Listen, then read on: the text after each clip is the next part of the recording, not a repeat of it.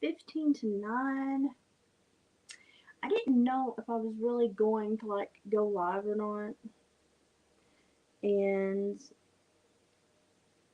but then I got up and I decided, I've got some crap I need to get done. So let's just hop on here and have a Friday fun night chat. So let me get my hair stuck back up on the top of my head, if at all possible, and get my big out of control bun going again. Um, it's smaller than it was because David cut it, so it's a little less crazy than I guess it was not too long ago. I think it does better when it's almost in a pony. So I wanted to come on because I've not been super available the last few days because I've been, the weather, the jet streams coming through, let me tell you, get my hair. Let me tell you, it hurts when you have these disorders and this weather comes through. It flipping hurts. Hi, Denise. Okay, thank you. I'll double check my email. If you're sending me a text, my phone died, but I have another one being shipped. So it should be coming in the mail any day now, and then my hair, and then I'll be able to get that information as soon as I get my SIM card swapped over. Um, yeah, my iPhone just kind of gave up the ghost. It just died. It just didn't want to be with me anymore. I took great offense. No, I didn't either. I hated that thing. Um, I have not been the best this week. And a lot of it, I believe, is this crazy weather that's it's just jet wave and front after front after front and pressure after, and it's just like, can I get a break? Can I just get a slight small break? I have no color to my face, none whatsoever, and it's because I've had such a difficult time with this freaking jet stream and weather fronts all week. It's been pathetic. But I have done a few things like stay, don't fall off the table, stay. Like I got this little thing finished up. So I did the weaving. It's got a little. You always want where the baby birds live. You always want something to pull the pee or the feces down. So I've got the thing to drag it out, and then somebody can decorate, put whatever they want on that. It's got a door. I put a little roof on it just for added protection because I thought that their little house, put a little heart on it too. I thought the little house just needed a little bit more of a roof. So this is my first one that I've woven. And when you make them small, it's so that the bigger birds can't move in and destroy the nest. So if you make them tiny where only little birds can get in, then only the little birds can live there. Um, and I actually was starting to twist Willow today for a dream catcher. So I guess we must be on the same vibe. I've got 2 doctor's appointments next week, and it's like I'm trying to get well, and I honestly don't feel that bad, but the fronts that came through just kind of aggravated a few things. And then I need, now since the insurances have switched over successfully, yay, I need a couple things checked up on. Also, I got, I'm not used to this iPad. I got Armando done. Now, Armando is a big old heifer. Um, so he's ended up being a spotted Angora sheep, and he's big and poofy, and he's got a tag on him for an ornament. He's got a bow on his ornament on his string, and he's got his legs and his little gray hair around his feet. And he's spotted, even in his belly, he's spotted. Um, and he's just so cute. But I like to lay him flat out and lay him on the table. I can't do this. And he just will sit there and stare at you. But his eyeballs move with you. So he's got eyeballs in there that are set. I did them like you would insert whitetail eyeballs in a mount. Taxidermy works wonders. So his little eyes, his little googly eyes, actually move, and kind of, my husband says it's kind of creepy. I don't think it's creepy. I love Armando. I think he's soft and cuddly and precious. But he definitely looks like those little fat Angora goats that can't walk. we would always see them at the shows, and we'd be like, how much is that is hair, and how much of that is actual goat? And you would certainly go put your hands on it, and you'd be like, there's not much goat down there. It's all hair. So I got tickled seeing those all the time at shows. But he's really cute. I'm really tickled with him. Um, if you want to, Denise, if you want to copy and paste your text and send them to my email, it may help me get started a little bit earlier. Although I did pick up some different kind of beads and stuff. I had a calling toward like bronzy teal, rusty pink colors. I don't know why, but I had like that was every time I went to buy something, that was where my color scheme went. I was like, okay, I'll just buy that color. So I just bought that color. So yeah, if you want to email me, I'm pretty sure you have my email already, but if you want to email me everything that could help me get started just a little bit quicker. David is working on new projects this weekend. He wants to do a stream on Sunday to hopefully show and give a better idea as to some of the stuff that he's working on. So that will be interesting. Yeah, I'm pretty sure, yeah, we communicate quite often. I believe the log for your other stuff has been found. If you would like to text him and talk to him, I'm pretty sure it's been found. So if you want to touch base with little Red Fred, that's what I call him.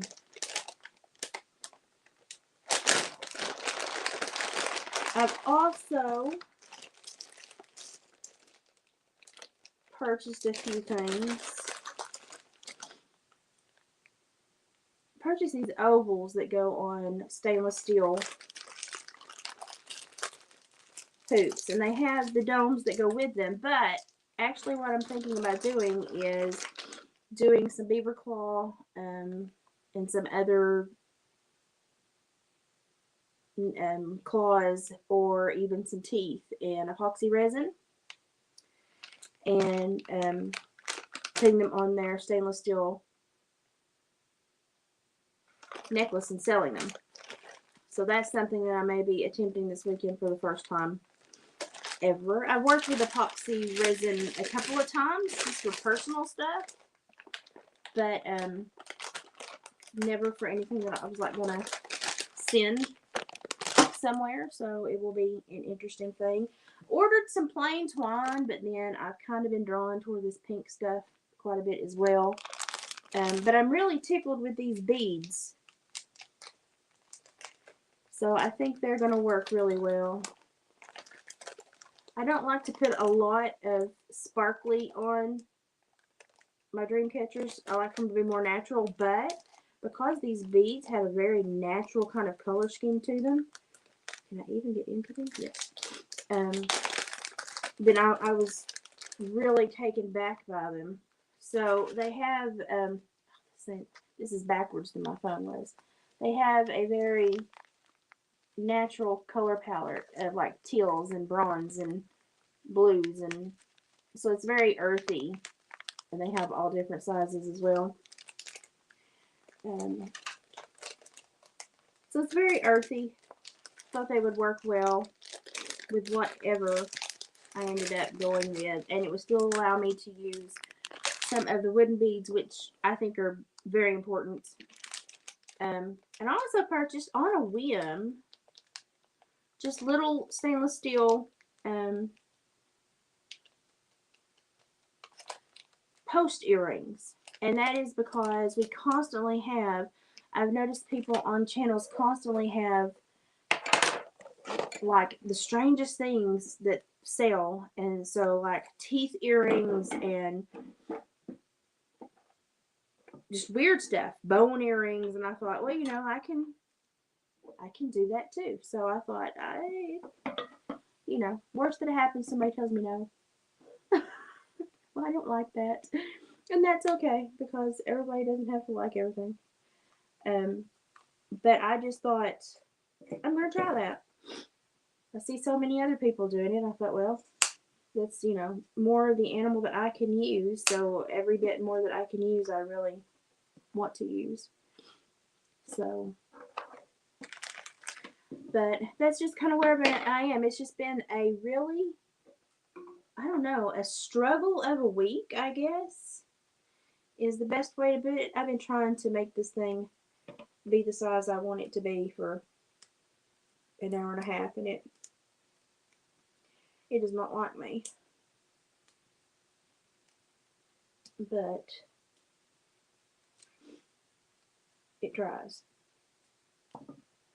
But yeah, it's just been a really odd week, and I think a lot of it has been weather related, and I have to make sure I know how big I make these because of the shipping issues. I hate shipping. I'm just going to tell you right now, shipping is the most horrible thing that anyone ever thought up in all their life.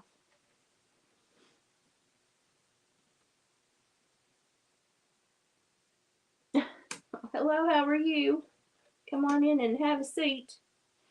Um, so I started twisting these two pieces of willow, but they have a mind of their own. So if they don't end in the shape that I like, they will not be what I end up using. But I have to be very aware of the size that I make it for shipping purposes.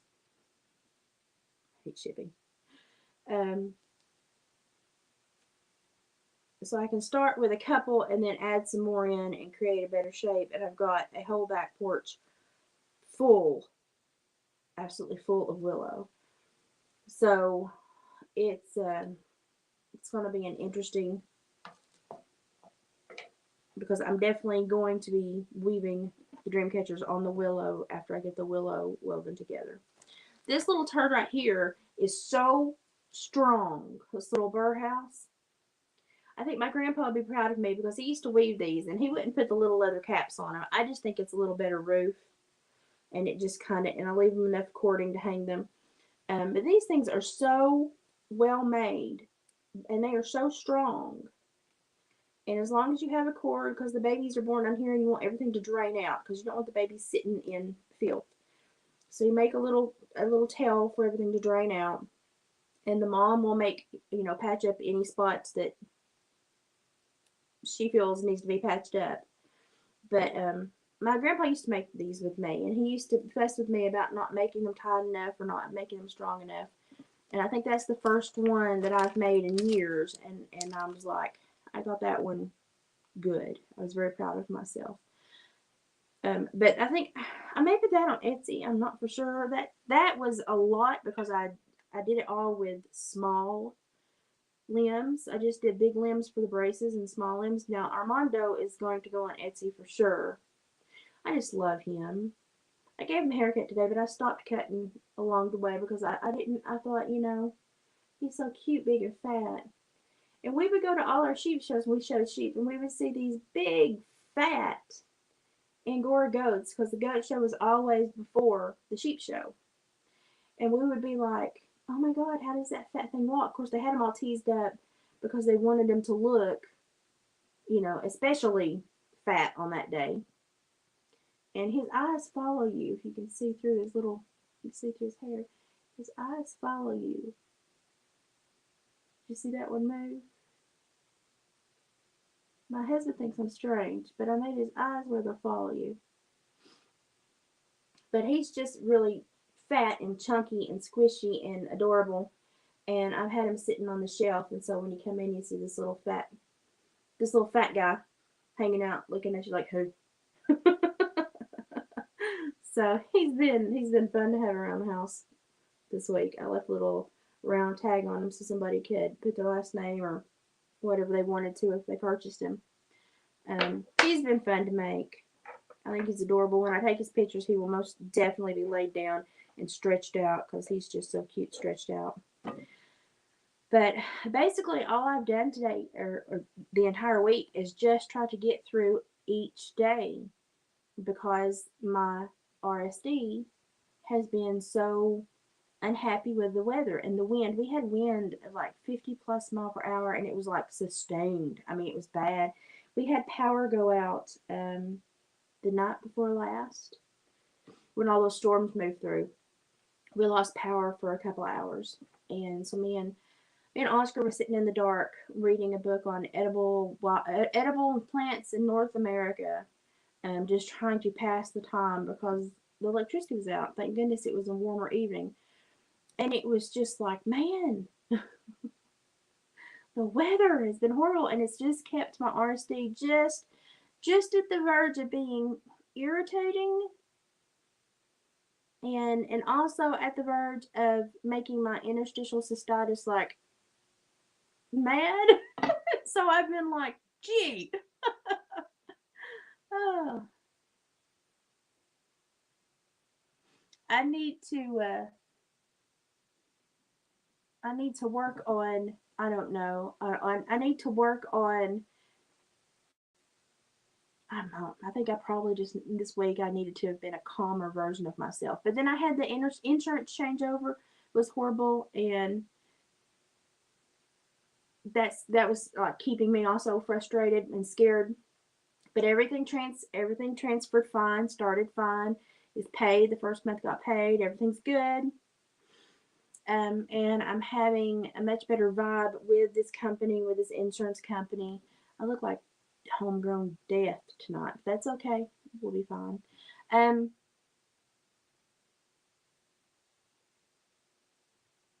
the Etsy store is Hillbilly Heart Decor, and it's my husband's store. But if I make something cute, he will put it up there, and I distract myself with crafts. That's what I do with my health. I distract myself with crafts. He primarily sells his furs through there, but then he'll sneak some of my stuff that I find, either my little trinkets that I will like antique for when I actually feel like leaving the house, or the things that I craft. And I'm looking to starting some different kind of jewelry, and like some beaver claw necklaces, and some beaver teeth dangled earrings, and working with epoxy and resin for the first time in several years. And it's kind of a lot of people probably don't like the aesthetics of her store, but I am Scotch Irish and Cherokee, and I live in Appalachia, so we still live a very in the woods lifestyle. So we hand make a lot of stuff, and we kind of enjoy the way we live. Some people are interested in it. If you look at my videos, you'll see a lot of my husband's trapping videos mixed in with my stupidity and rants and takes on everything from pop culture to religion. Um, but mostly, I just kind of like having the feel of family on here, where we can get together and say hi and catch up with each other, and not feel like we're isolated, because the world seems to be more isolating here lately.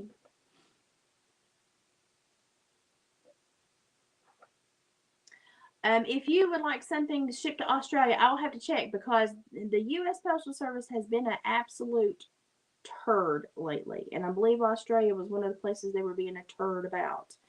But I can check in on that. If you look at the store and you see something that you like, you're always welcome to email me, or go to Facebook and type in Hillbilly Furs and contact us through there. And my husband can either work out a private sale or something, if something's not listed on Etsy that you want. But I know that the shipping, I have a friend in Australia, and the last time I tried to ship her something, they basically told me it was not going.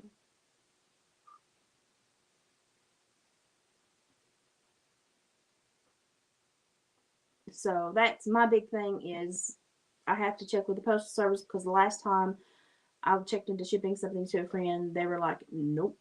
And I was like, man. Um, and I ship stuff all over the world, like to the Czech Republic and Prague.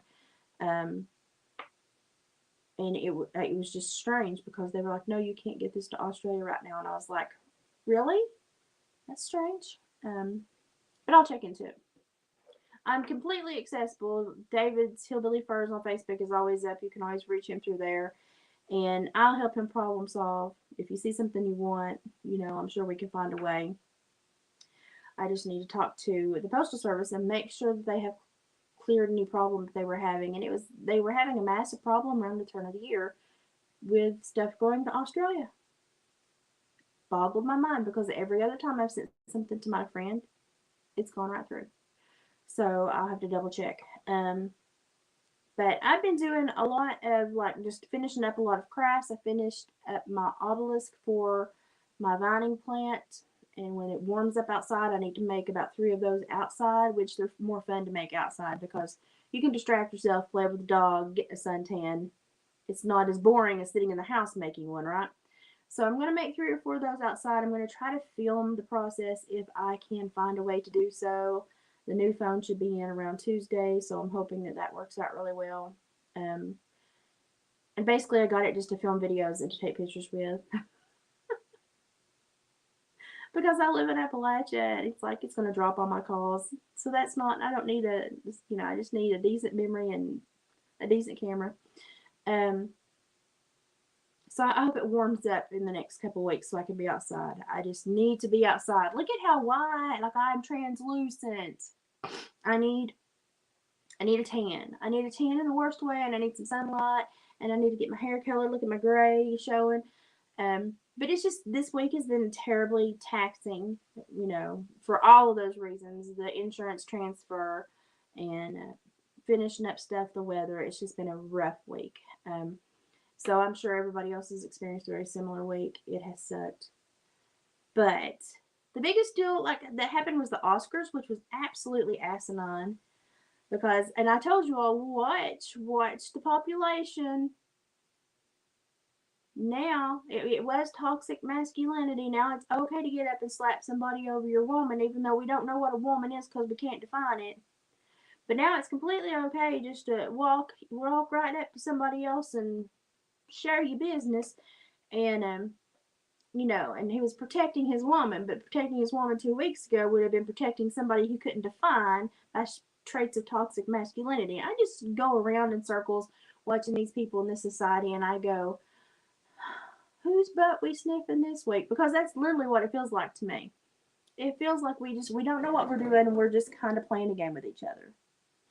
I take a lot of vitamin B and D. I take a lot of C, and I basically take prenatal vitamins plus some other stuff to boost my supplements, my body, because I'm just constantly the winter. My battery is just depleted, so I always have to boost through the winter. Elderberry, zinc, echinacea. Oh my gosh, the stuff I take and the teas that I drink, and I get the raw, the good, that funky honey that's really good for you. So it's been the roughest winter on record for my 43 years. And I think a lot of it had to do with my friend dying right at Christmas. And I was just in a funk, y'all. I was just in a funk. Hi, Snugglepuss.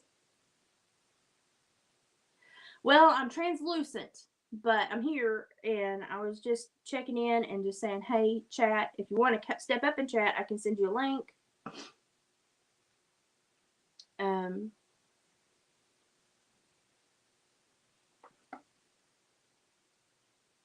Yeah, no, I did. I had to take some of my goldenrod tincture the other day.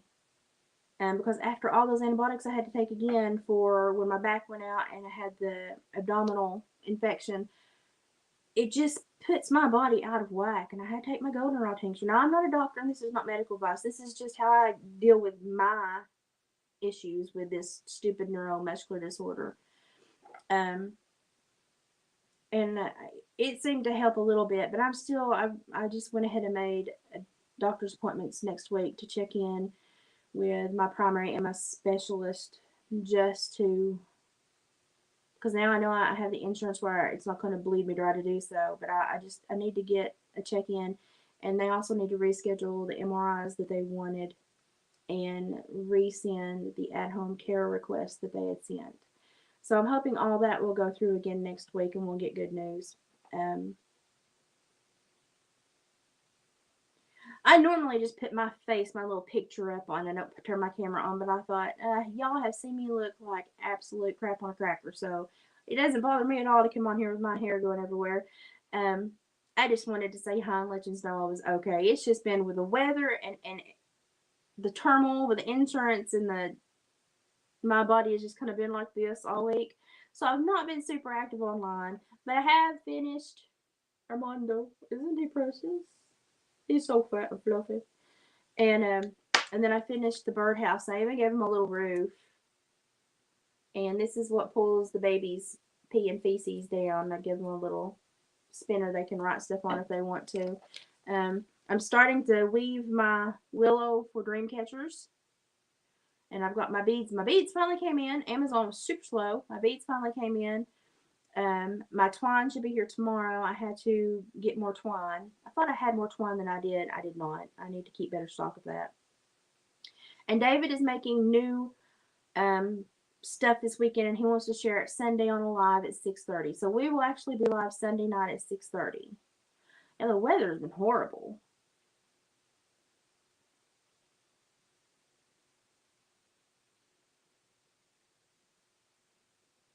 Oh, bless your heart. Yeah, you understand a lot of what I'm saying. Sunshine is just it's the best band-aid when you're having a bad day. It's just the best warm. It's like a warm blanket that envelops you and that just makes you feel a little bit better. And I tell everybody it raises my ability to put up with crap. So if I can sit on the back porch or in the backyard and enjoy a little bit of sunshine, it will. And I don't need much because even though I've got Cherokee in me, my Irish roots run deep and I will burn. So I don't spend very long. But now I usually get such a good tan during the summer that it will hold through the winter. I did not get a tan last summer because I was sick all spring and summer with mastoiditis, and I just did not get my battery charged. And this last year has been the roughest year on the books for me. The jelly is surviving. My phone died. My iPhone, where I had all that footage, my iPhone died. It finally gave up the ghost, and so I have ordered a new phone. I went back to Moto because I had a Moto phone years ago that I really liked, and I liked the cameras on the Moto. But I got a new phone. It's not like an expensive one, but it'll work for what I do. And I'm gonna put my SIM card in, and I don't know if I'm gonna be able to salvage some of that video or not. But I told David if not, he was just gonna have to eat it again, and he was like, "I'm fine with that." So, but my stupid iPhone finally bit the dust. They always do it at the worst time.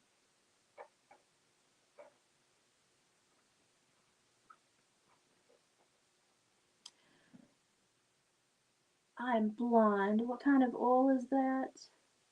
I've been using a lot of bentonite clay. Like when I have a lot of swelling, I will put clay wraps on the places that swell, and I've been having a lot of luck with that. I actually got the food grade because when the weather would change, my gums would even swell up, and that was left over from that mastoiditis. So the last time I bought it, I got the food grade bentonite clay, and I just put a little bit in a container in the bathroom and literally just dip my brush after I brush my teeth, and I brush with a little bit of clay, and then I kind of brush again and rinse. My gums have not been swollen since I started doing that. It's amazing. It's like, whoa, this stuff's great. And I'd used it like as face masks and stuff that I had never really um I'd used it, sprinkled it in the tub sometimes when I was super swollen or something, but I had never tried it to that extent, but I'm really liking it. Um, and this week, the biggest thing that I've had to do is raise my pH in my body. When my alkalinity goes down and it lowers, I feel bad. I just feel bad. It's easier for me to get sick. I just feel run down. So all week I've had to raise my alkalinity. So I've done that with like lemon juice and lemon teas and trying to because my pH has been so low, I've had to raise my pH. And that when I raise my pH, I feel better, and it also helps me fight off more things. So I keep my pH, um, I think it's around 7, but if it drops like 4 or 5, I feel it. I know it. I can go take a test strip, and I know my pH is super low, and I know I have to jack it up.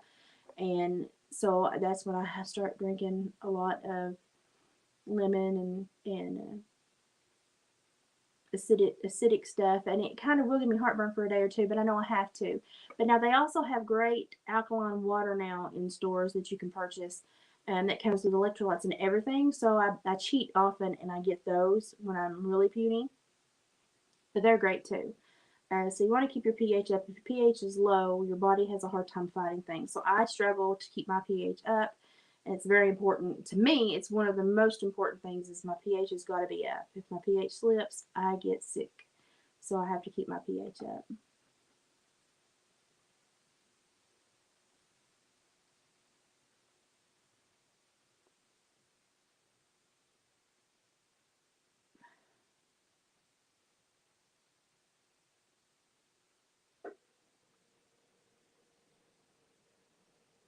We've acquired, is it, what did you say?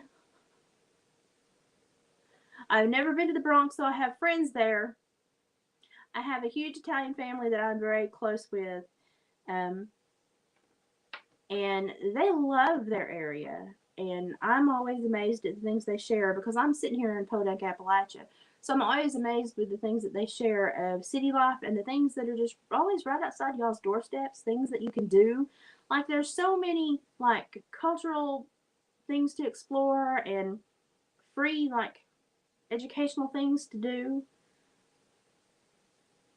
I would find it hard to be bored in the city, but I also would understand that after you, like, if you grew up there, everything's like furniture. It's always been there, so it's hard to kind of always see. So I would love to visit. I had a bonus child that lived in New York for a number of years when he was doing some like Broadway and off Broadway stuff. And he always said, "You've got to come visit. You would be such a hit up here." But I was so sick, I never got to. And with my health, I know that they are having the North American Queen Convention this year. It's going to be in Cleveland, Ohio, I believe. Um, the Facebook page is Breakthrough, spelled Thru, Breakthrough, just like the Queen song. And it is going to be, I believe, in the end of July or the 1st of August. That's normally when they have it. That's a great, fun thing to go to. Normally draws a crowd of a couple hundred. They have raffles, um, auctions, a lot of speakers that come, a lot of musical guests. It's kind of like a big family event. I know that this year my health will not allow me to go, and I'm really irritated with that. I know not to tax myself this year because of this last year. I need to really recharge and focus. I haven't heard if Phoebe, if Peter Freestone is coming through to be the speaker. He normally every time they have one is there, but I don't know if there's like because he has to fly from Prague, so I don't know if there's going to be travel restrictions going on or who knows the way the world's going.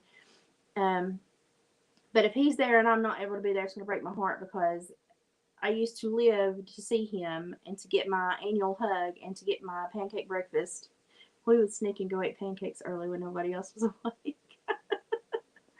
And he's a sweetie pie, and I look forward to seeing him, but I know that my health just will not allow me to do that this year. So I just know better. I know better than to try it.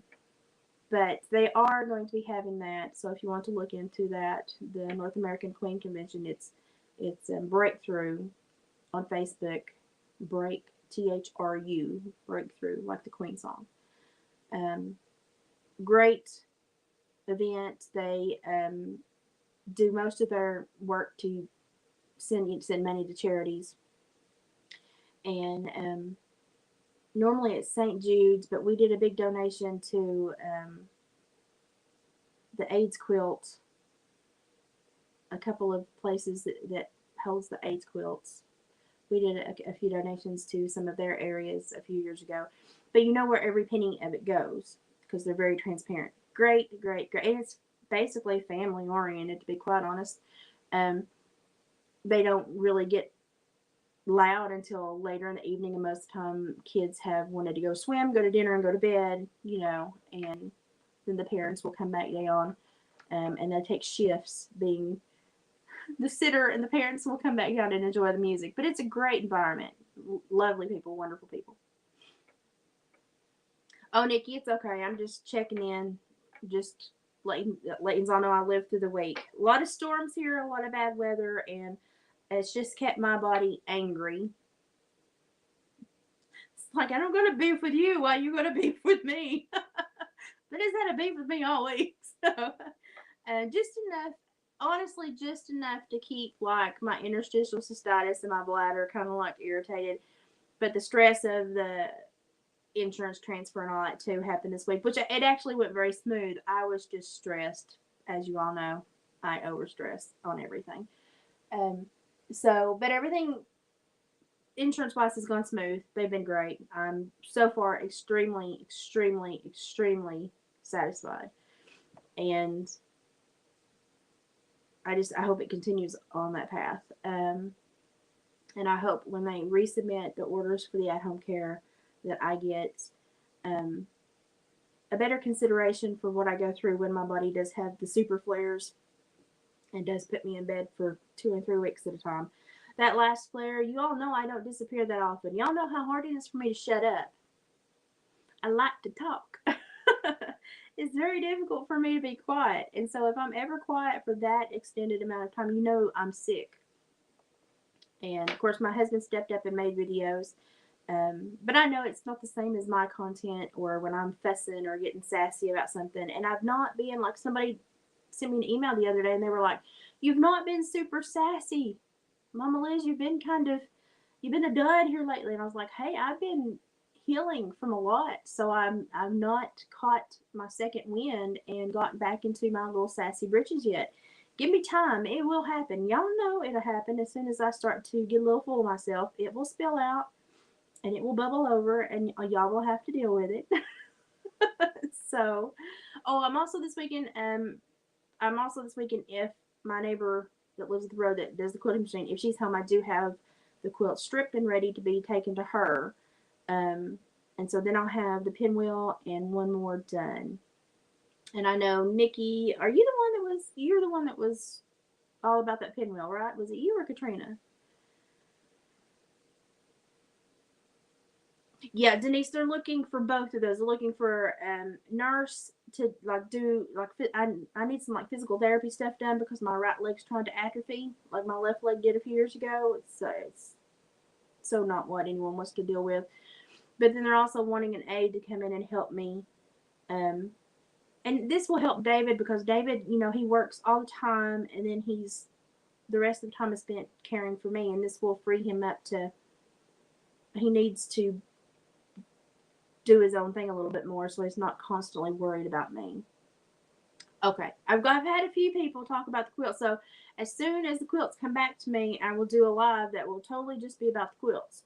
Um, and I don't know if I'm going to list them both. I may do one in trade, or I may make another to do in trade.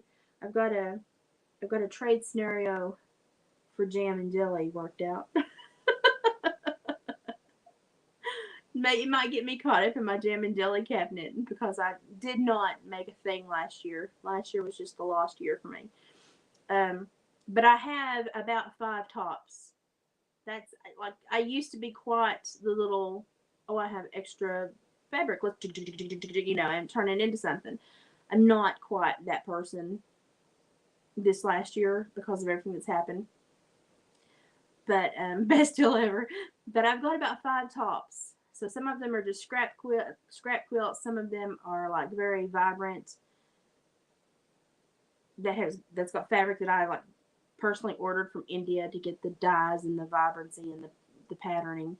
Um, and then some are just pinwheels where I had extra material and I put them on pinwheels and just every time I make a pinwheel, I shove it in the bag, and I ended up with this huge bag of pinwheels. So I'm gonna make a pinwheel quilt.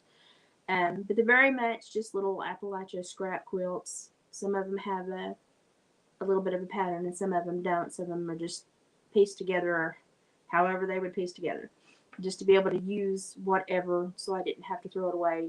I could actually use it. So there will be quilts coming down.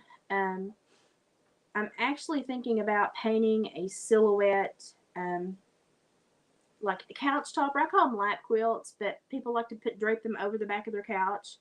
And a lot of people like to have like a silhouette a silhouette of like an elk and a mountain behind it, or just an elk head, or one lady had me do mallards in flight one time, and it's just a simple off-white fabric that I paint with fabric paints and I set with heat, and they last for several years. And then I border to make it just big enough to where you can kind of get covered up in the winter and get some heat underneath there. But they drape perfectly over the back of the couch, and so you don't have to take up like a whole leg of a quilt rack or a quilt ladder if you need to put them up. So,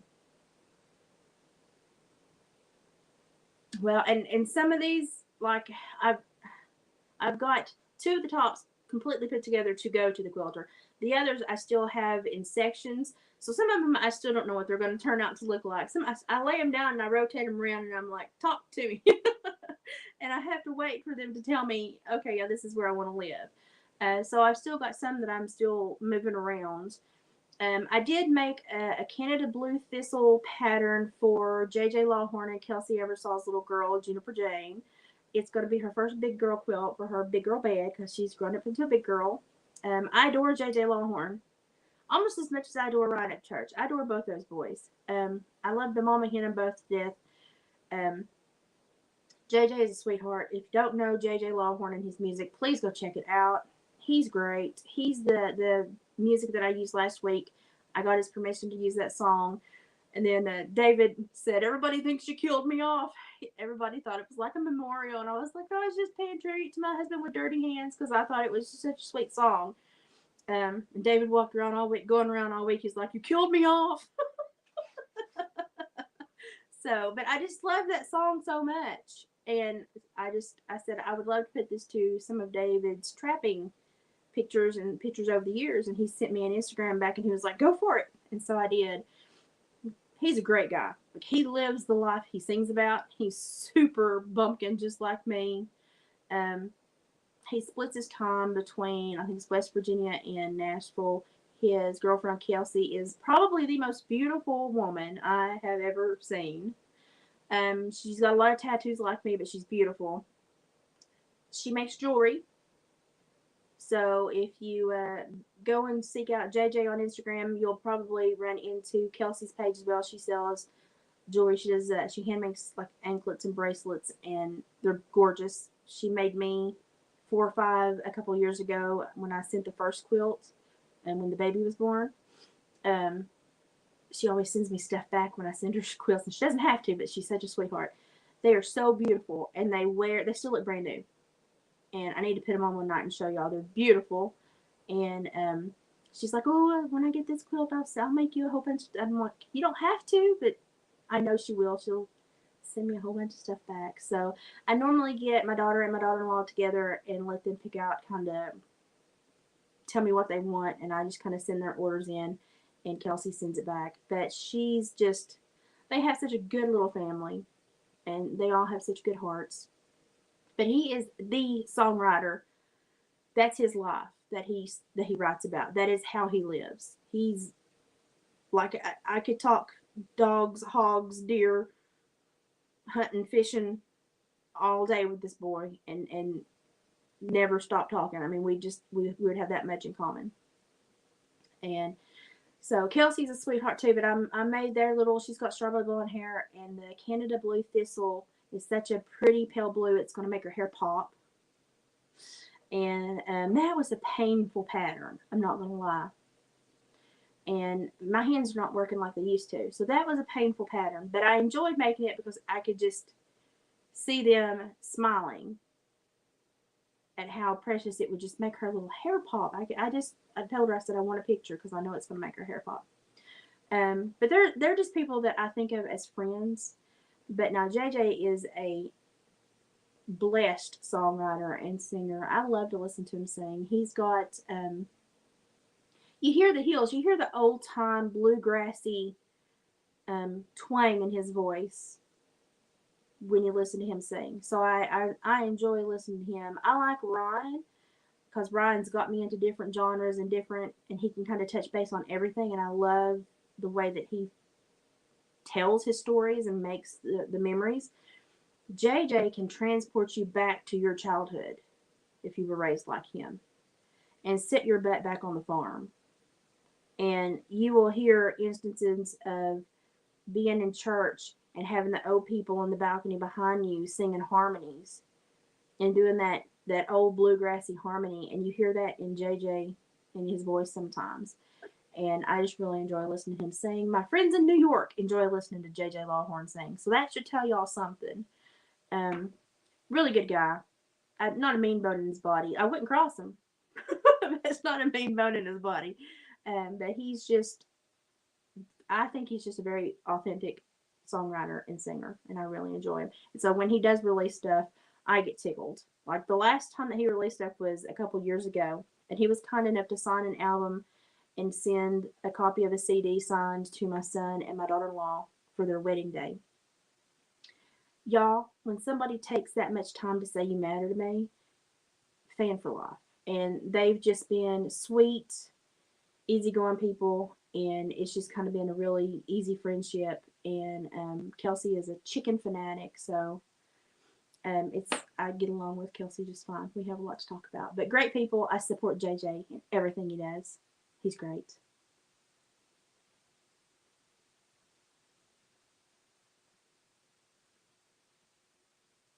Oh my goodness, Cadbury eggs wrapped in crescent rolls. Oh my goodness.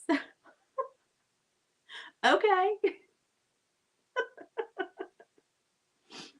Yeah, that I mean, I'm open to try that. I don't know if my doctor would be very happy with me, but I will certainly try one. I've never done that. I actually may have to try that. Um, Now I will roll out or get the pans of crescent rolls where they're not cut if you can find them, or get the crescent rolls and just smash them all together and spice it up, cinnamon, nutmeg, a little bit of stuff, and make like I boil down the apples in a syrup, compote kind of thing, and wash it all over there, let it soak for a minute, and then kind of give it a few flips where it makes a giant apple tart. Bake that puppy in the oven. Oh my goodness. Easy. Doesn't take 15-20 minutes. Peeling the apples is the biggest pain in the butt. And now you can buy them at Walmart already peeled. I love these people. They peel your apples for you. So it's literally, for me, it's 15-20 minutes and I've got it in the oven. And that's one of the quickest things that I can make. And it's easy to, like, if you don't want to put the syrupy compote in, you can do Greek yogurt and do your filling like that. So it still tastes really good, but it's not super, super, super bad for you. I've gotten David's cholesterol down so much in just a month and a half that the doctor was like, wow, check one for me. Through a Dreamcatcher quilt. Oh my gosh. I watched my mama make a double wedding ring quilt once. I wouldn't have wished that upon anyone. um,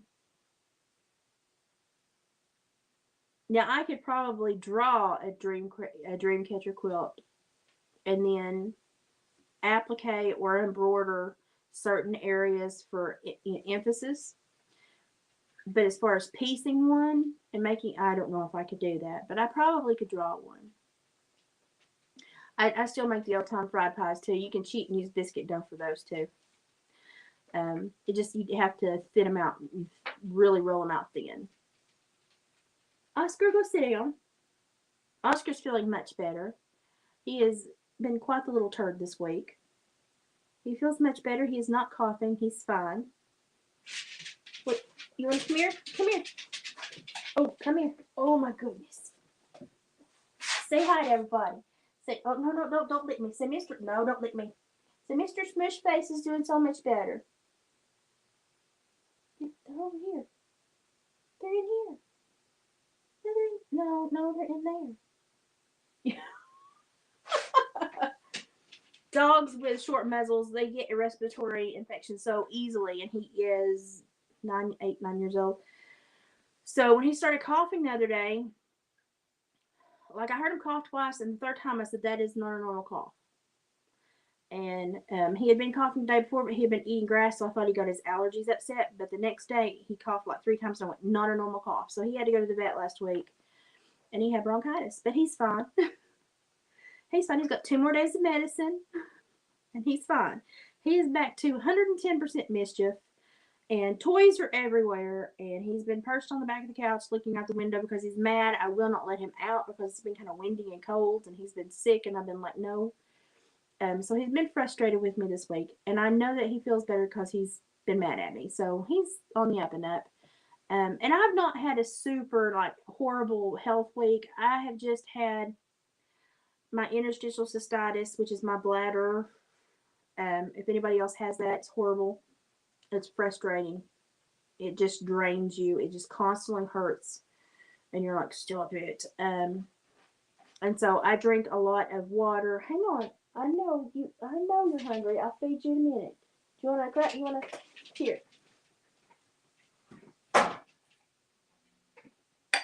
He wants it. He wants a dog bone. But you didn't hear him push his button, did you? He can't because my rolly cart's sat on top of it. But my interstitial cystitis has really been a booger, so I've been trying to flush, because about the only thing you can do is get your bladder as full as possible and get it to empty to get those muscles to work correctly again. And so that's what I've been battling all week, has been that. I do a lot of cranberry juice. I do the cranberry pills from Azo, and then also the goldenrod tincture is really good for all of that as well. And I'm not a doctor, and this is not medical advice, just how I take care of myself. Gravel root opens up pipes and helps flush as well. So that helps a lot too. But interstitial cystitis is a booger of a disorder. And it bothers me simply because the nerves that are messed up, of course, you know, they're in my bowels, my digestive tract, and up through my pancreas, and it's also in my bladder. So that's why when I have issues with something, they all kind of, it's like a pinball machine. If the nerves screw up something, I know the nerves are going wonky, and it'll light everything up here soon. So this week my body it's not been a super flare, it's just been a, hey lady, let us remind you, you don't run the show. And so that's kind of what I've gone through this week. But this weekend and next weekend, my focus is going to be on helping David to enter into those teeth and claw jewelry sets, because that's something he's really interested in. And he's also making those beaver chew displays, and he's making the beaver chew trinket cases and jewelry stands. So he's extremely excited to start something else.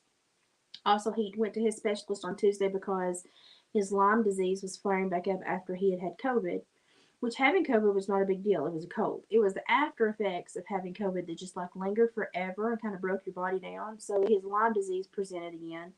So he went back to his specialist, and luckily, knock on wood, he gets through everything pretty easily. They've not had to put a PICC line or anything in, just more antibiotics and steroids just to kind of get his body back on top. So that was best case scenario for us as well. So it's been a week of blessings.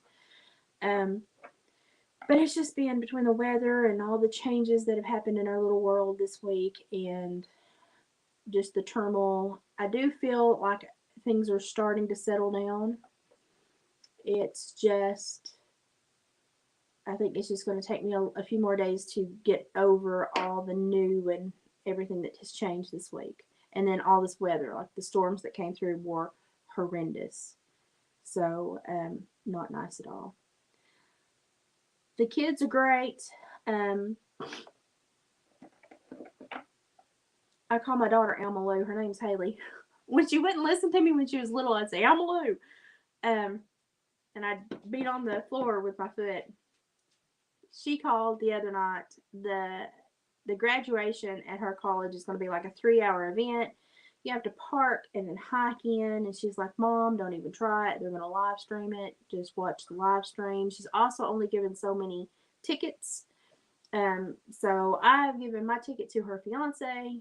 And I think David's going to go down with Lane and Kaylee. So our son and his wife, to go see it. And I think I'm going to go down and sit with my parents and watch it on the live stream, just because they have satellite internet and that seems the smart thing to do. Lane has been carving a lot since the weather's been windy and he can't physically be in the trees. He has been in his little shop carving a lot. He sent me some photos. I don't know how to share stuff yet. I need to do a StreamYard tutorial, but I will do a community post and share some of the carvings he's sent through. And he's actually going to be taking the beaver chew logs and putting welcome on the beaver chew logs and then making a little beaver to stand there and hold the welcome sign so that you can buy more logs for the beaver to hold that say other things. He had a commission job for porch signs for two people. One says welcome, the other says go away. Of course, I have a little hand painted sign on my front porch that says welcome ish. So I hold the right. I reserve judgment to tell you to leave. But the kids are doing good.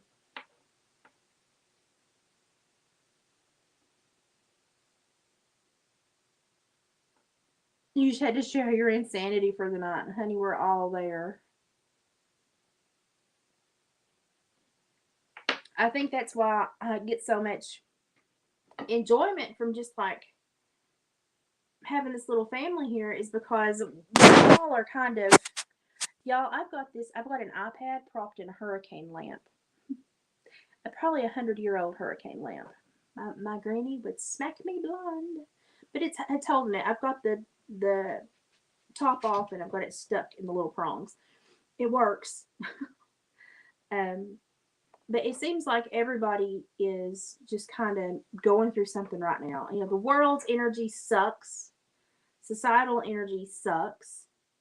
People are just constantly they don't know how to be people anymore. Y'all, we're herd animals. We're supposed to be together and we're supposed to want to be around each other and we're supposed to rely upon each other. We're herd animals. We're not meant to be separatist, tribalistic bands of fighting idiots. We're supposed to be herd animals that rely upon each other and know how to live together. And so when I watch the news sometimes, I just kind of like, oh, oy vey, I don't understand. We're supposed to be so educated, and I see so many people that do so many stupid things, and I just kind of go, really? Did you think that out? Like the whole Will Smith thing. He felt the need to get up and smack that man because he made a G.I. Jane joke. If you make a G.I. Jane joke about me, I'm gonna run back, hang on to you and kiss you square in the mouth because that's gonna be the nicest thing anybody ever said about me. You better watch it because I'm coming after you and I'm gonna get you and I'm gonna suffocate you in love for saying such a nice thing about me. That's the way it's gonna be.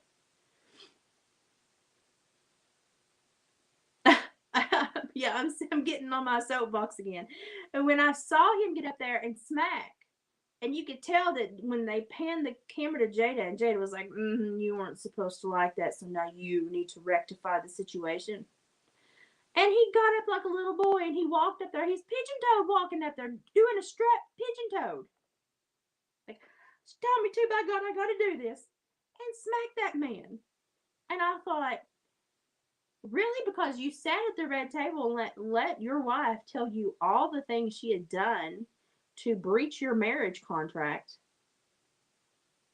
that went against the vows of marriage, the vows of matrimony, that the oath that she took before God, and you just smiled at her, but he told a joke and you needed to beat the crap out of him? Really, Will? Really, Will? Oh, I call that misplaced anger.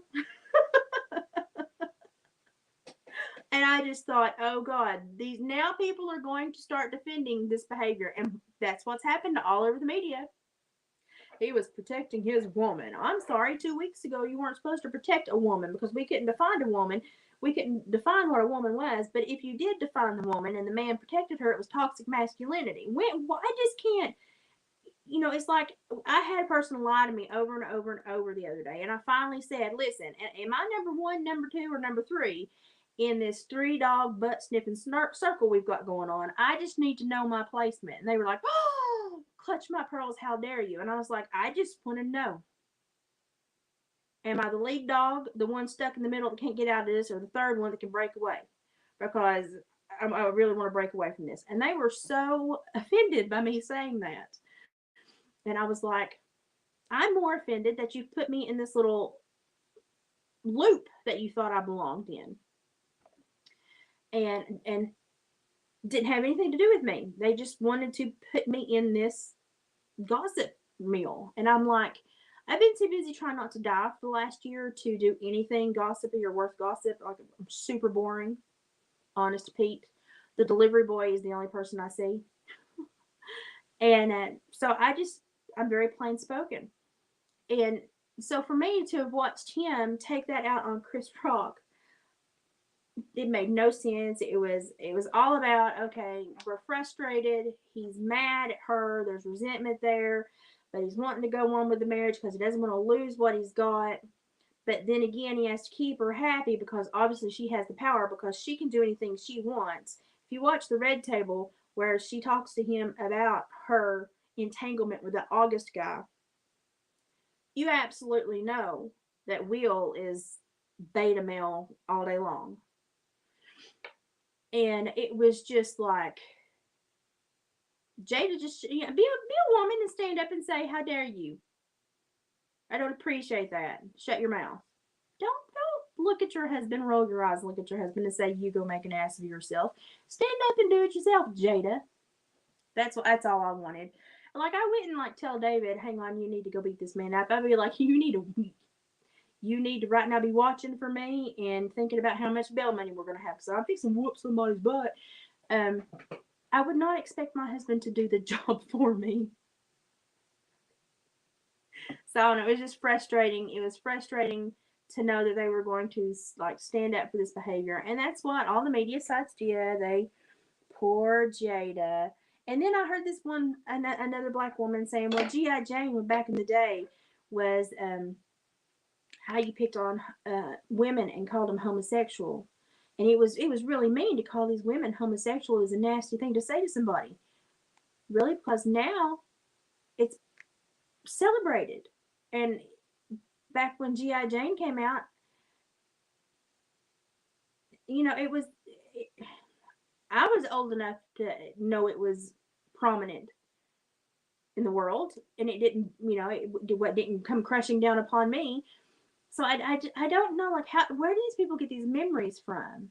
Because the thing that I thought about GI Jane was this woman had a path. She wanted to do this, and she fought like hell to do it, and she did it. And she did it so well that she stood out and above people that had more body mass, more physical prowess, more muscle, because she wanted it. That's a heck of a heroine to be compared to. And so I just thought it was stupid that now they're trying to turn it into all these slang things. And, it just, our vocabulary is not going to mean diddly squat if we don't stop allowing people to change the words. Like, it's pathetic.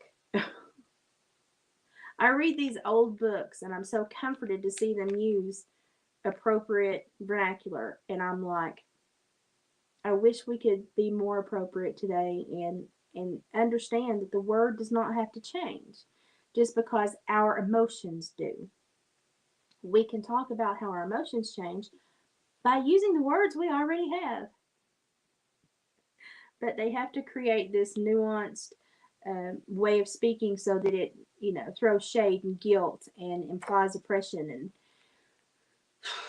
it's just getting boring.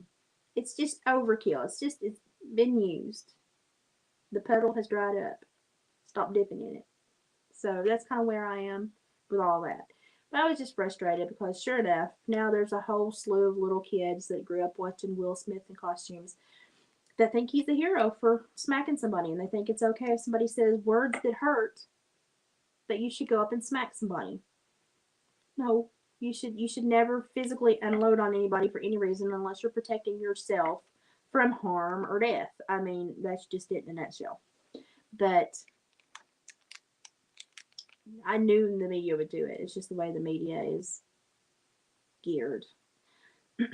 I'm hoping to have some sun color here in the next couple weeks if the wind will stay away. The wind blew here all of March. All of March. I mean, it never stopped.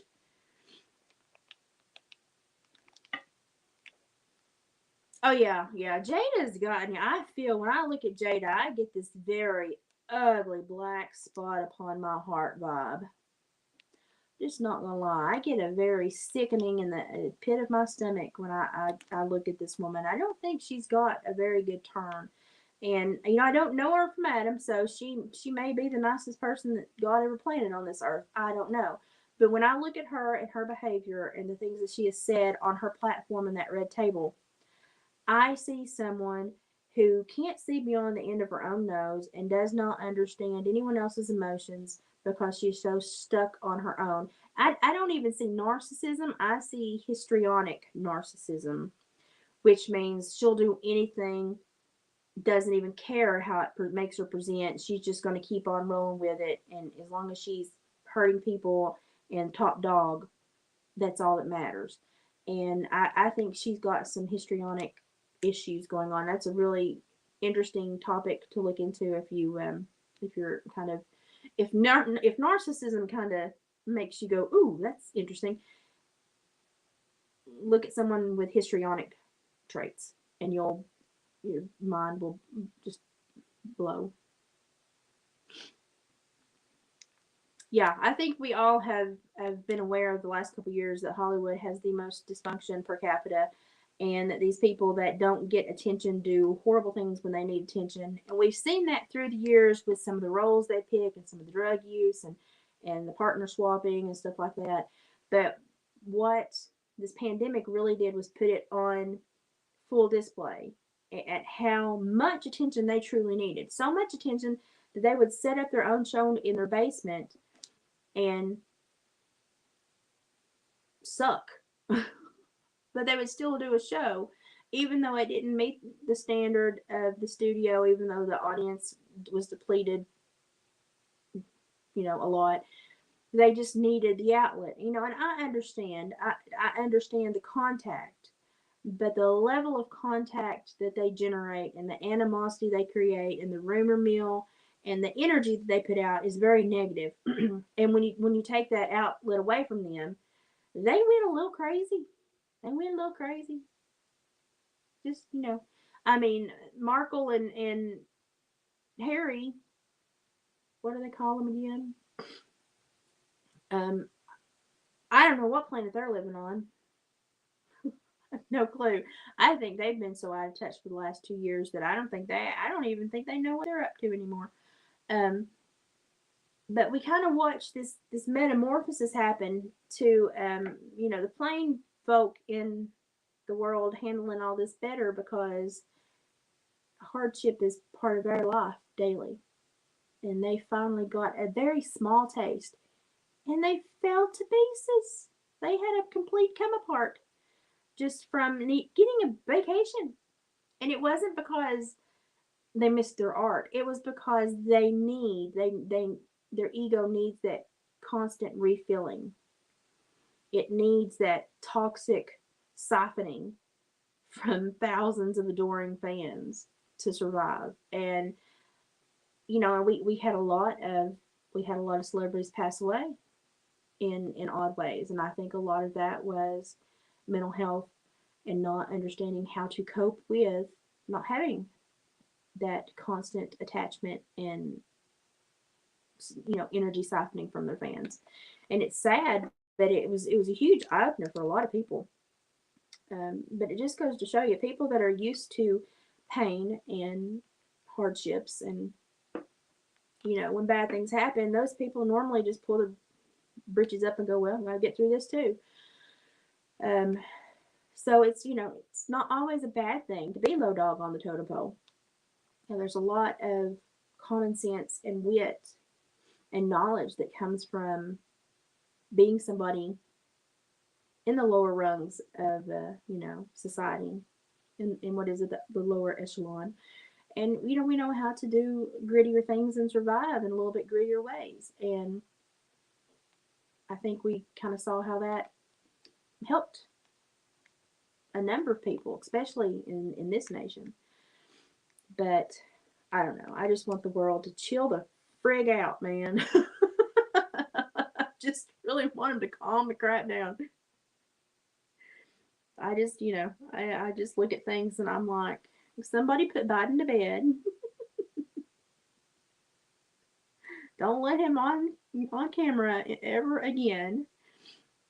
You need to have his speech portrayed word for word so that when he gaffes, we know what it's actually supposed to say because the man's going to start a war with just his mouth. And I'm just, I'm at the point where I'm like, I'm not happy with what's going on in the world, but I understand the dynamics that got us here. And I understand much of the dynamics that got us here was um, being focused on the outside appearance rather than the substance of those that we depend on.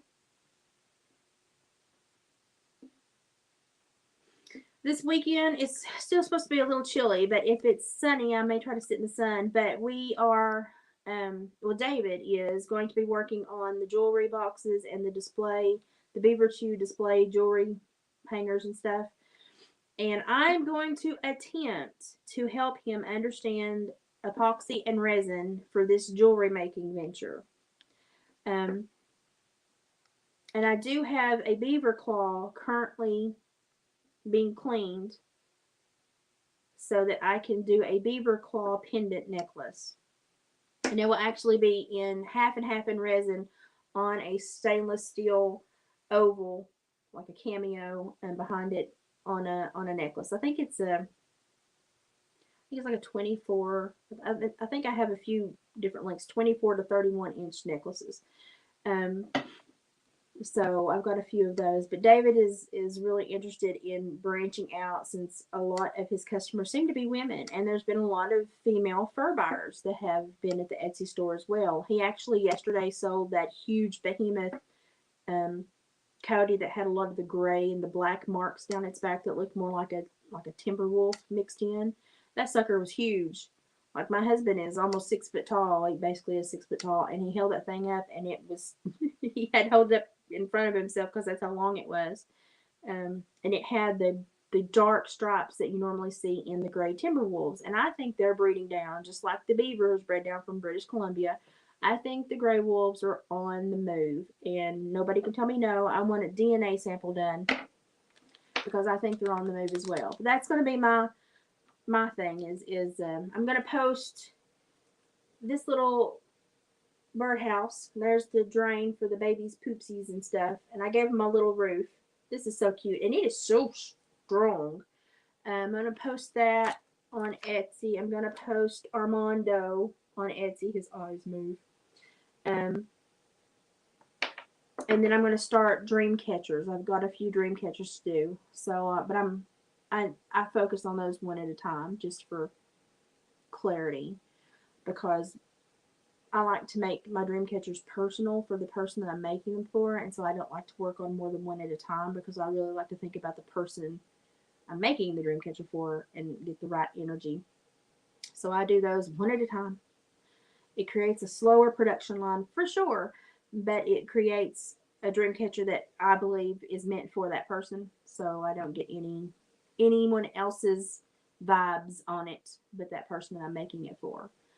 So, and I'm anxious to read the email that Denise is going to send me because I've gotten some vibes, and I'm hoping that my vibes are close to what this first one wanted, because I've been getting some heavy vibes about these dream catchers.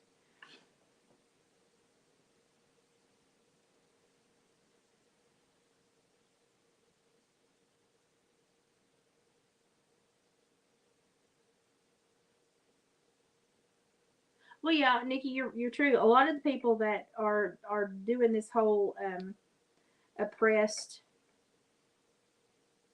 byline are people that honestly probably have never truly known oppression. It's just the hip thing right now. It's the new thing, it's the new culture word. Um it's the new trick in town.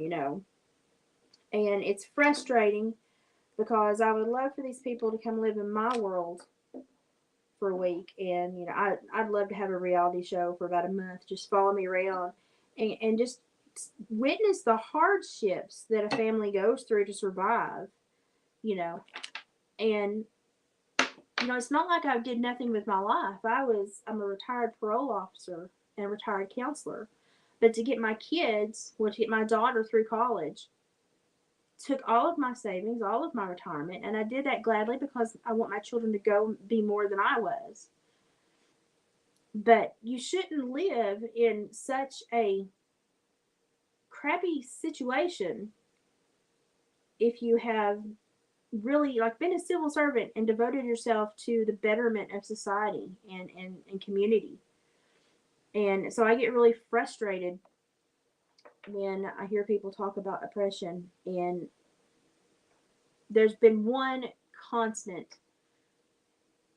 demographic in America that has been scorned, mocked, made fun of, stolen from, belittled for the entire time that America has been a nation, and that has been Appalachia.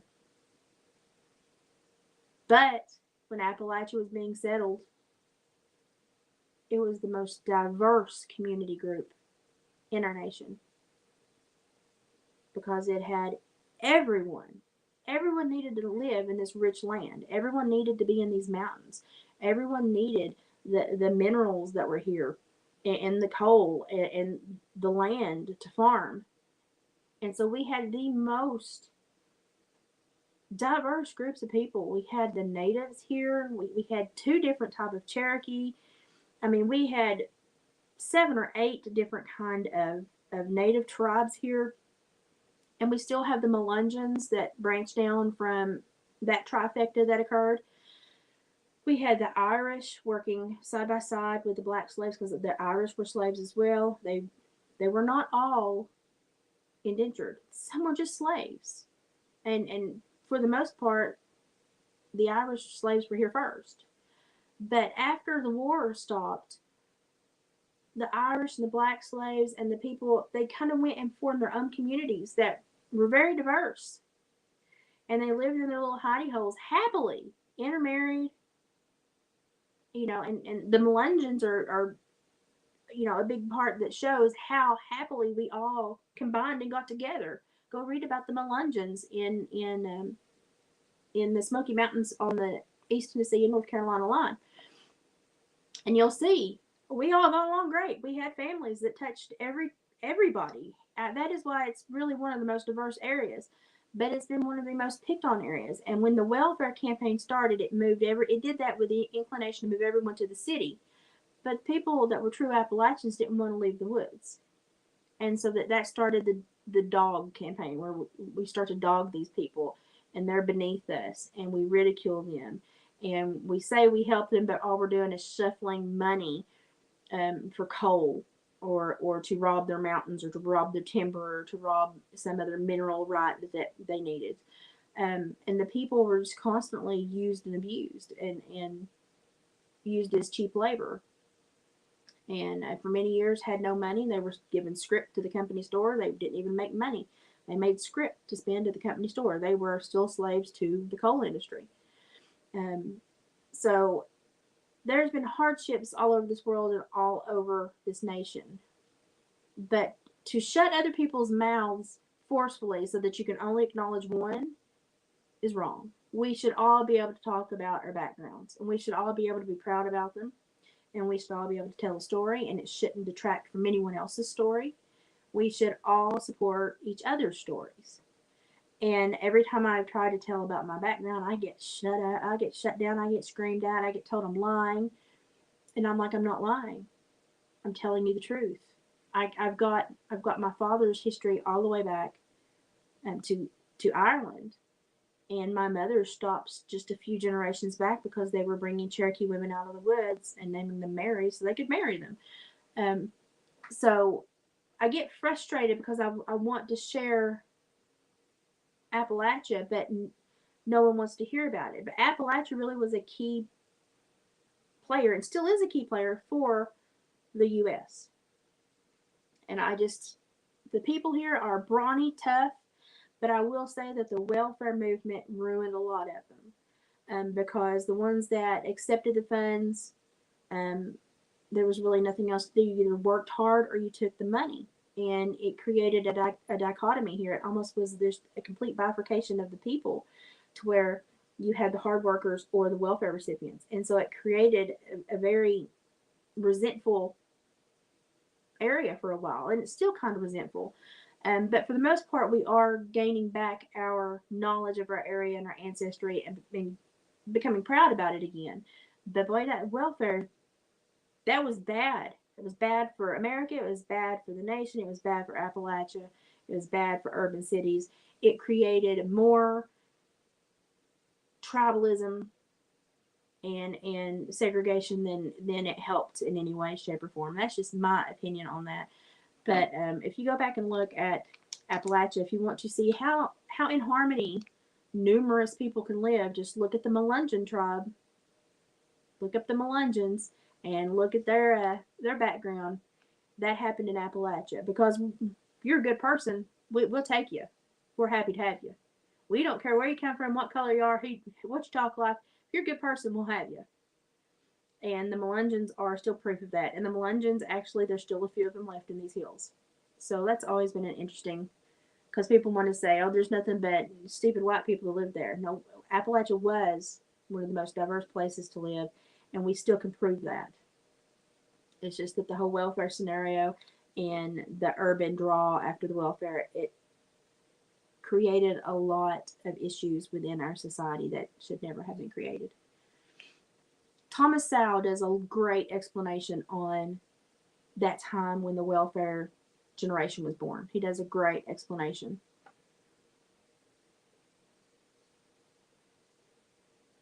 Yeah, the simple life is definitely going to be much more valuable than the Hollywood. Yeah, and people are starting to figure that out.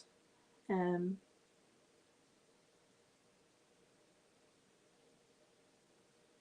okay, Denise, I'll email you back and tell you how far off I was or if I was close. But I enjoy sharing um, a lot that I know about my area. Um, some of the people that I've met here have been the strongest willed people. And they weren't bigger than nothing. And they were beaten down and their skin was cut by the sun from years being out in it. But they're good people. Do anything in the world for you. Knew how to do stuff that not everybody else did. And I was lucky that I was raised in a way I was dropped off sometimes about 4 o'clock in the morning. And my grandpa had cancer, and we told him we'd keep the big broiler houses that had like 21,000 plus chicks in them each. We said we would keep them running as long as he lived so that he could toddle out of the farmhouse and go visit the chicken houses, and we would keep his farm running. So I would get dropped off a lot early in the morning, and the I would go up into the corn crib, sit in the corn crib, and show corn for my horse and all the mules and the draft horses. I had strong hands when I was a young woman. I'd give everybody hay while the horses were eating. I would go do the first chicken house on that farm. Then I'd saddle my horse and run down to the second chicken house, do it, ride back up, throw my horse out after he cooled down, run and take a shower, and then somebody would drop me off at school. So by the time I'd be at school, I had already been working for 4 hours. And before I was even in kindergarten, I was setting tobacco with my grandpa.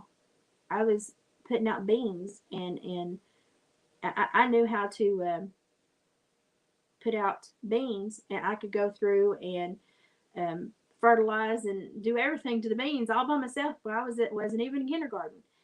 And my cousins came in one time, and they thought they was going to help in the garden, and they went out the garden with the poles to stake the beans, and I just stood in the field and kind of looked and laughed. And they said, we've already done 2 rows. And I said, yeah, but those are bush beans.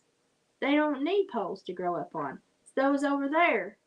So you need to take all that back up.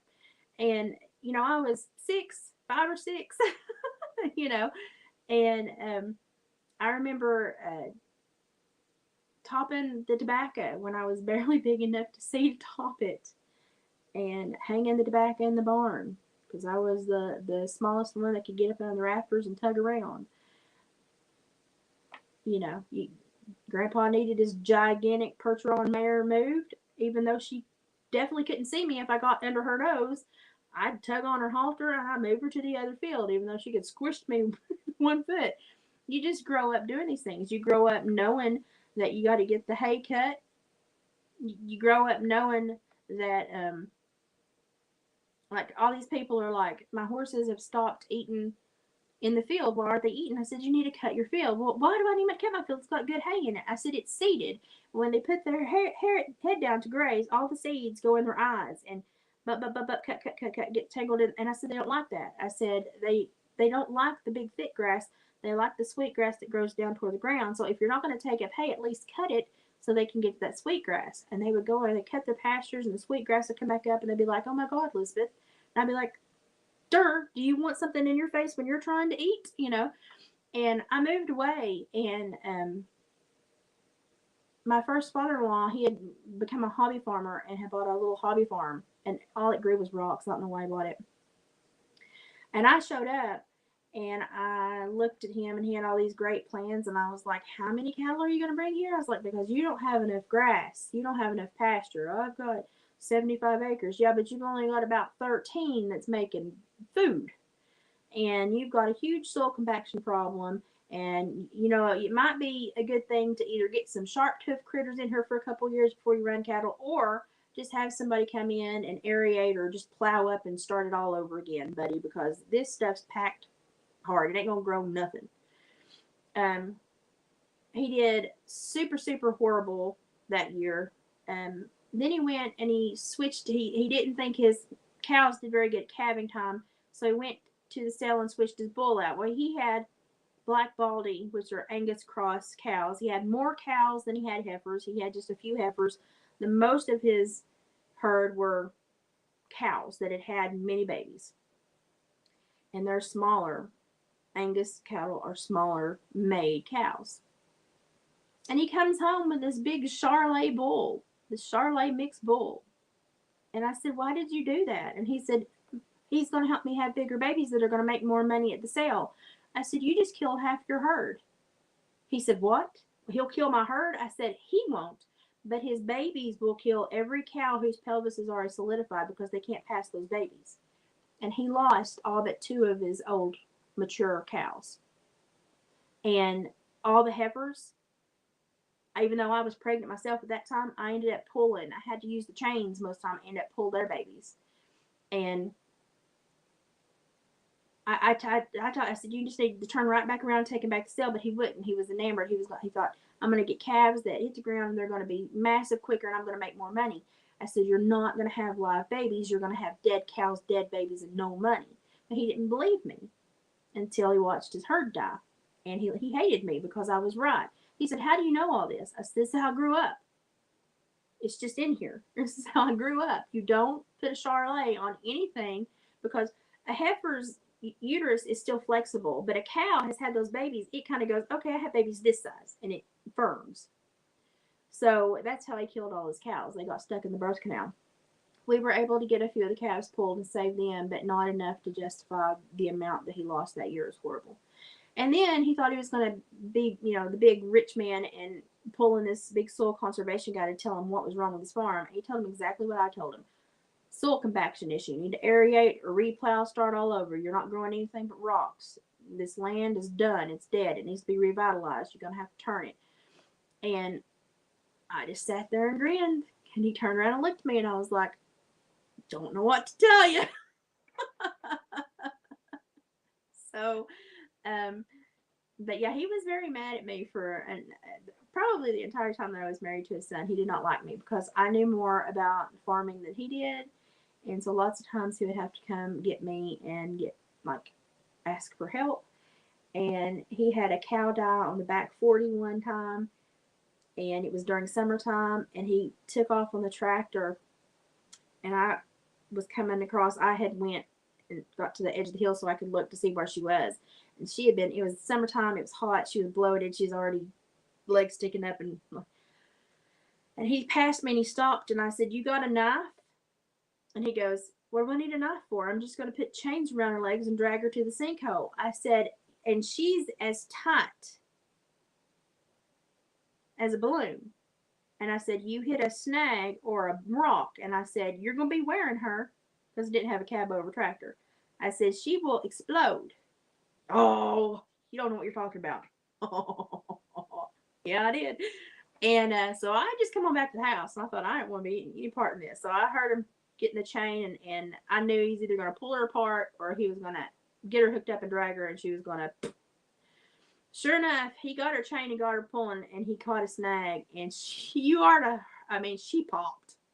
It was a mini explosion, and you heard the tractor idle down for a little while. You heard him kind of cussing and carrying on, and then you heard he went onto the sinkhole, and then crested the hill and stopped at the back of the barn and just started the. He got the garden hose and just started just drenching himself, and I just stood there and I was like, I told you what was going to happen. I mean, it's not a nice thought, but I mean, if you do these things, you have to understand how biology works. And so he wore her home and he had to wash her off. It was not pleasant, but I told him what was going to happen. But I'm amazed at how many people that have farms that don't know how to farm. So Oh, the back 40. Then we had it sloped over and it went down to an old slave fence, and we hated going down there and checking for the freaking cows because then you had to climb back up the hill, and that was the worst hill, man. It was just straight down, straight up. That was not good acreage. I always said if his cows had crooked legs, he could have made more money because they couldn't eat on those crooked hillsides. But it was terribly beautiful, and you could see the history, but it was just the land was done. It had not been taken care of. But I guess he spread some nutrients when he blew that cow up. So that was pitiful. And then his barn got to stinking. And I said, you're going to have to rotate your cows so they don't stay in the barn all the time. Or you're going to have to do something to keep the barn from stinking. I said, it's going to catch wind. And I said, your neighbor's going to get mad. He said, it's cows, they stink. I said, it doesn't have to. He goes, how do I make it stop stinking? I said, you go get lime and sprinkle lime. He didn't even know you could put lime and cut down the smell. I was just beyond. My mind was just like, okay, whatever. So, but I grew up working farms. My dad was a blacksmith, a farrier, and worked chicken houses and beef farms and horse farms. And I grew up working, well, halter breaking show cattle, showing sheep, cattle, and horses. I went with my dad some, and I helped him shoe horses for several years. And then I did training on my own. And then when I got injured and had to have all these leg surgeries, sadly, about 3 or 4 years after I had the first surgery, I had to sell all of my big stock. And I had just purchased a gorgeous Poco Bueno bred gelding, and I had to sell him. It broke my heart. And then a year after that, we had to sell all of Haley's big stock because Haley was riding. And her aunt kept show horses for her to show, so we still had horses in the family. And then the year after that, we had to get rid of all the minis, and we had a miniature Mediterranean Jack and 2 ponies, and and so we slowly just had to give everything up because of my health. So now we live like our little place seems so quiet and dead to the world now because we don't have a donkey brand and ponies but at one time we had quite the little menagerie here. And a couple summers ago, I allowed a friend to throw their mare over here because she was not gaining weight and they didn't know why. And all it was they were not matching her protein and her grain with fiber so that her gut could work properly. I gave her like 200 pounds in 2 months, and she looked awesome. I called her Maggie Moo because she was spotted like a Holstein cow, Maggie Moo. And so every once in a while, I'll have a friend that will need use of my pasture. But other than that, it stays barren, and we just have to cut it. And I really miss having all my animals, and especially all my horses. I even sold my saddle 2 years ago that I'd had since I was 17, 18. So I'm completely out of the loop, but I still have a lot of knowledge, and I still know how to do all this stuff. I just physically cannot do it anymore. But now our family still takes up hay, and My dad runs a big cattle farm, a big family cattle farm. So, and my brother still works in those big ritzy broiler houses, those big fancy chickens, where they test their blood and they're bred like pedigree dogs. I get tickled every time I think about it. But I have a much calmer life now. But I miss my animals. My animals were a big part of who I was back, especially my horses. I was at home in the saddle, and I trained horses and cut trails for East Fork Stables for 3.5, 4 years. So I miss that. But I've jabbered long enough. I appreciate you spending time with me. I've missed you, and I'm getting my energy back. I'm getting my sass back. So we'll get back to full steam soon. I just wanted to come on and visit with you. I do. When I sit down to type, I can't type it out. I need to like record it and let somebody transcribe it, or by that talk to. I don't know if talk to text would work with my mouth, but I do write short little things for like the Fair Board, and I've written music reviews, and I've been published a couple of times, but not like super renowned stuff. But there is a lady that loves to do like cultural heritage topics, and she started a newspaper here. And every once in a while, when she has a very emotionally connected article to the land or to the area, she'll ask me to write it. And I always feel really honored that she asked for me to write. But I don't write a lot anymore, mostly because my fingers get stuck on the keyboard now. But I used to type like 108 words per minute. I don't anymore. But I do need to share more of this. And I think part of me does this and leaves this online because I know my health is really bad. And this is somewhat like an oral history and check in that can remain if it someday I'm gone, maybe my kids can come back and laugh. Um, but they will probably be laughing at the stupid things I made like this though. Actually, I think Lane thought this was pretty cute the other day. I really need to give him a better haircut. But he's so cute and fat, I just can't do it. He's so cute. And I did sculpt his head and his horns. I did all of that. And his eyes will follow you. They're set in.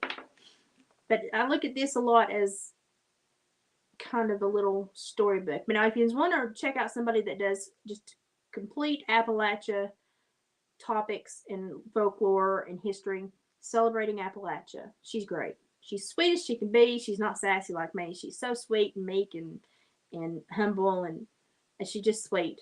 And me and her would be best of friends because I would be the loud one and she would be the quiet one. But she's sweet as she can be. Her channel's great. Um, and she does a lot of the historical, funny language barrier issues. And sometimes she'll just do like um, her family's extremely musically talented as well, and she'll just do pickings and grinings on the front porch and joke telling. So I like that. She's got a really good channel, so check her out. But there's a lot to Appalachia and a lot more that I could share. But as I feel better, I can get more focused on the content I want to make. But here lately, my health's been so bad. It's just been I've just tried to grab you and have a sit down when I felt like it, when I could. But when I feel better in the summer, I've got yarn floating through there.